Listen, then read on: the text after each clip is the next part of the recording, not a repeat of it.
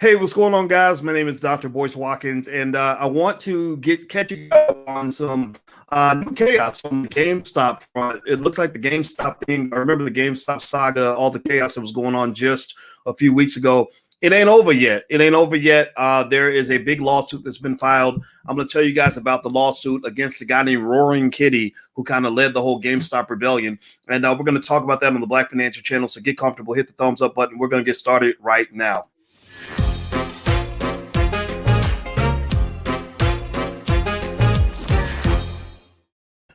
Hey, what's going on, guys? My name is Dr. Boyce Watkins. Welcome to the Black Financial Channel. That's theblackfinancialchannel.com. I want to talk to you guys about some developments in the whole GameStop front. A lot of you think that the GameStop saga is over. I told you guys before that this isn't over. The GameStop situation, to me, wasn't the end of anything. It was actually the beginning of a whole nother world of investing. And so here's some developments in terms of what's going on here. I want to begin by also saying hello to my friends. I see Amun Raw Dog, you were first, Isaac, Gary, Seeker of Self, Brandon Hubbard, AJRX. Good to see you. All right, so here's what's going on. So if you remember, give me a yes or no if you remember what went down with GameStop and all the chaos that was happening there. I've been talking about that consistently. I've also been talking about it even on my Twitch channel. If you're a gamer and you want to hear me talk crazy about stocks and also blow people's heads off on Call of Duty, you can follow me on Twitch, or you can go to drboycetwitch.com. My Twitch handle is Bo Watkins. And one of the things I was talking about the other day, actually, on the Twitch channel, is that this whole GameStop situation represented something that is really not good when it comes to investing. It's almost like, you know what it is? Let me give you an example. Sort of having the world jump into investing, it makes me very happy, as a finance professor. I've been for years trying to talk to young people about investing, and I'm glad that our community is embracing that. But sometimes you can have a little too much too fast. It's like if you're trying to teach your child about the birds and the bees, you don't want your child to go to an X-rated website to learn about the birds and the bees, right? Because they're not gonna get the picture. They're gonna get a whole different perception of what it means to make love to another human being, because they can't see the whole picture. They're seeing one section of the picture, which is a very dangerous section of the picture. So what's going on right now is that the GameStop saga, it was presented to everybody as this whole Robin Hood, rob the rich, give to the poor. No. You were taking from the poor and taking from the rich. And there were people that got paid. Rich people got paid. Poor people got paid. More rich people made money than poor people, because that's what rich people do. Rich people on Wall Street, they know how to hustle. They know how to navigate the game. They know how to wiggle and move when the conditions change. So don't think that we screwed the big man, because the big man's still going to get paid. So here's what's going on right now. Roaring Kitty, there was a guy named Roaring Kitty, aka Keith Gill, who was one of the leaders in what was called the Reddit rebellion. And Roaring Kitty is now being sued in court in this massive lawsuit, basically by one of the people who went along with the whole frenzy of Reddit. Like, he went along, he's like, yeah, dude, let's go charge. Yeah, let's go get him, dude. Right? Well, let me tell you about this. This is interesting. I'm going to read some of this to you from Bloomberg. Hit the thumbs up button. Please hit the thumbs up, share, subscribe button. It says Keith Gill, one of the most influential voices that pushed GameStop on the WallStreetBets Reddit forum, was hit with a lawsuit that accused him of misrepresenting himself as an amateur investor and profiting by artificially inflating the price of the stock. The proposed class action against Gill, who adopted the YouTube nickname Roaring Kitty, was filed Tuesday in federal court in Massachusetts. The suit said Gill was actually a licensed securities professional who manipulated the market to profit himself. Gill touted GameStop shares through an extensive social media presence on YouTube, Twitter, and Reddit, where he used a more profane alias.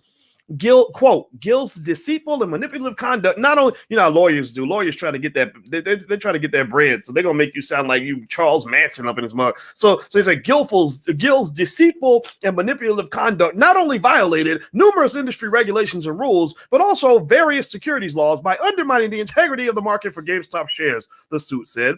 He caused enormous losses, not only to those who bought options contracts, but also to those who fell for Gill's act and bought GameStop stock during the market frenzy at greatly inflated prices. So what they're basically saying is that your boy did a pump and dump. That basically he went out and told everybody to go buy it, and he was pretending to be like a novice investor, like, hey, I don't know what's going on in the market like you guys. I'm just wild and crazy. And got everybody to go buy it. Price goes up, and then Gill gets paid, and then he quietly sneaks out the back door because he knows what's coming after the party's over. He knows what the crash is going to look like. So they're claiming that he made money by manipulating people who were what we call in finance uninformed investors.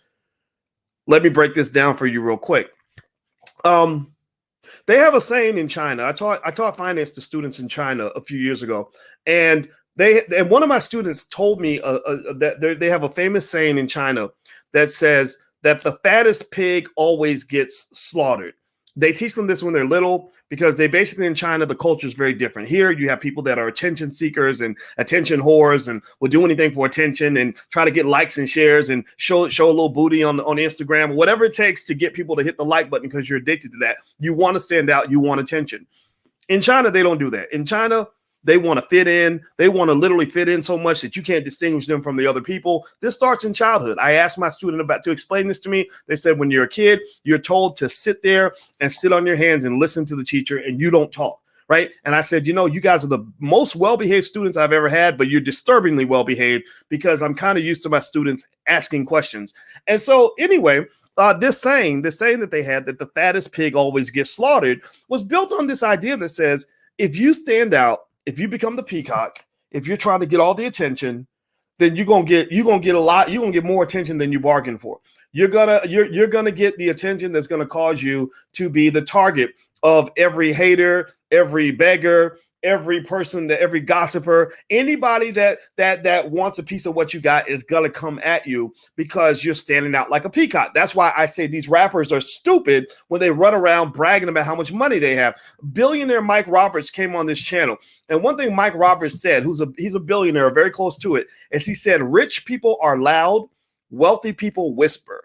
Because wealthy people understand the game. They hide in the shadows. They don't want you to know that they're pulling the levers from behind the scenes. So where does this apply to Roaring Kitty in this lawsuit? Well, Roaring Kitty was the fattest pig. Roaring Kitty, when the battle was going on and everybody thought it was the coolest thing in the world, Roaring Kitty got all the attention. Roaring Kitty got all the hype. Roaring Kitty was the man. Roaring Kitty got to be on all the TV shows. And Roaring Kitty even did something that a lot of smart, wealthy people don't do. He went on and said, hey, I'm a millionaire now. That was when GameStop stock hit 20. I said, he was a millionaire when the stock hit 20.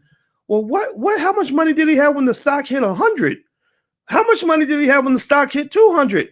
This dude got crazy paid. So what they're alleging in this lawsuit, and I'm going to tell you why some of this lawsuit's a little bit of BS, not complete BS, but a little bit of BS. What they're alleging in the lawsuit is that Roaring Kitty was running game the whole time. That basically he was pretending to be some crazy college kid who didn't know what he was doing, was just out burning money, and people get caught up in that. That's why I tell y'all not to be sheeps. Give me a yes or no. If you've ever heard me push you and challenge you to be critical thinkers, you can't be scared to go against the grain. I have no problem going against the grain because I have confidence in my beliefs. Even if they're wrong, I'll just say, well, I'm wrong. I have confidence in the fact that I'm going to be wrong. So I'm okay with being wrong. But you got to think for yourself, because if you don't, people will play you. They will use you. They will use you in politics. They will use you in business. They will use you in every aspect of life. You must be a critical thinker. So a lot of these stupid little sheep, not all of them, not everybody on Reddit's a stupid little sheep. They're not stupid. I don't want to be mean. But a lot of the dumb little sheep literally follow behind Roaring Kitty, who is the Pied Piper, saying, come follow me, dudes. Come on, let's buy this crappy stock and let's inflate the price so we can go stick it to the hedge fund guys. And then Roaring Kitty got paid. A lot of these kids got body slammed. I read in this article that this lawsuit was filed by the securities class action firm Higgins, Berman, Sobel, and Shapiro. That's a very long name, but I bet they ain't black. On behalf of Christian Lovin of Washington State and similarly situated individuals. Lovin, now let me tell you what this guy did. Lovin, who's suing, apparently this is Roaring Kitty's fault that he messed up. Right, I'm with you, Brandon. Brandon says it can't be Roaring Kitty's fault. And I'm going to tell you, part of me agrees with you. And let me tell you why. Lovin sold $200,000 worth of call options on GameStop shares when the stock was below $100. The stock eclipsed $400 a share, forcing him to buy the calls back at elevated prices. Take a deep breath, boys, before you break this down, because you don't want to be mean. All right. Let me just tell you how ridiculously stupid that move was. What this guy did is what is in option theory. In options, we call this a naked call option. He wrote a naked call option. That means basically that you put yourself in a position, it's like jumping off a building with no parachute and hoping that you find a parachute on the way down.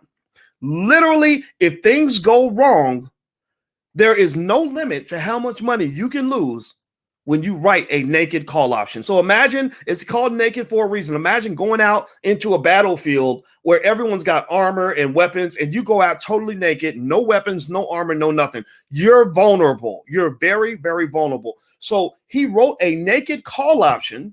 So when the stock price went, so he put himself in the same position as the short sellers, just, but it's actually an even worse position. And when the stock price went up, he had to cover that naked call that he wrote, and he had to buy the stock back at an inflated price, because basically he gave people the right to buy the stock from him at a certain strike price. The stock goes way past the strike price, so basically they're coming back and they're exercising these calls, and he's got to get these shares to deliver. So my point is to say this: look, God protects babies and fools, like E40 said in the song. You're not a baby or a fool. He actually says that in one of his songs. Therefore, you ain't got no excuse. Those literally are his lyrics. And I agree. Unless you're a baby or unless you're a fool, then you don't deserve to be protected. Now, maybe he deserves to be protected because our government believes in protecting fools. This was a very bad move. It was extremely risky. And what's unfortunate is that in many cases, there are people who will want to be grown. They want to be free to do what they want when they're taking the risk. But then when the risk goes bad, they want to blame somebody else. So honestly, I think that this lawsuit is stupid. I think that you can't blame Roaring Kitty for what he did. I think the judge is going to throw the case out. There is no securities law that I'm aware of that says that he violated securities law.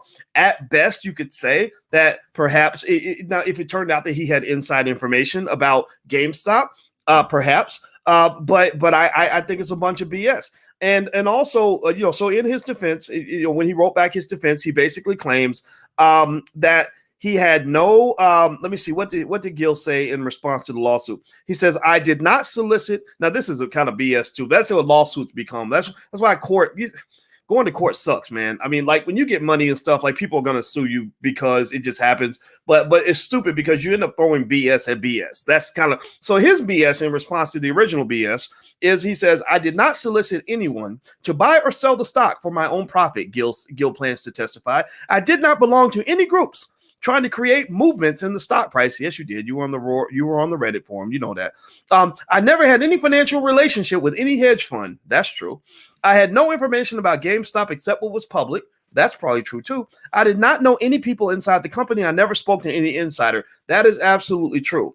But one of the things that you did have access to is you had access to power. You had the ability to influence the market. You had the ability to convince millions of people to follow the leader and go buy this stock, which means that you had the ability to manipulate the stock price like Gandalf from Lord of the Rings. You had the magic fingers where everybody's watching Roaring Kitty, everybody's hearing what you have to say, and these young guys who don't know any better, who never took a class from people like me, are going to follow you because they trust you, right? And I'm going to say that in general, and I think y'all understand this because these are intelligent black people that tend to watch my platform.